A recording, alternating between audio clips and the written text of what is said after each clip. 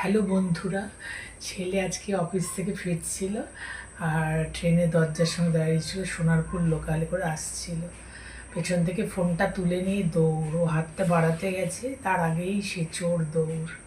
সোনারপুর লোকালে ভীষণ এগুলো, প্রত্যেকেই ফোন হয়েছে। তারপর ও বাড়িতে এসে আবার সোনারপুরে আমাদের বাড়ি, সোনারপুরে পুলিশ স্টেশনে গেল। সেখানে গিয়ে পুলিশ বলল যে 2-3 দিনের মধ্যে অনেকে ফোন পেয়ে গেছে, তুমিও পেতে পারো, দেখা যাক, পেলেই আমি তোমাকে জানাবো, এরকম আশ্বাস দিয়েছে।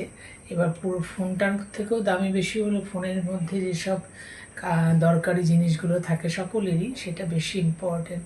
সেই জন্য ও খুব চিন্তায় আছে। ওগুলো আবার নতুন করে তো কাজে লাগবে না, না নতুন করে কি করে করবে, আবার ফোনে চেঞ্জ করতে হলে কিনতে হলে অনেক ঝামেলা। সেই জন্য পুরনো ফোনটাই যাতে পেয়ে যায়, সেটা তোমরা একটু ভগবানের কাছে প্রার্থনা করো।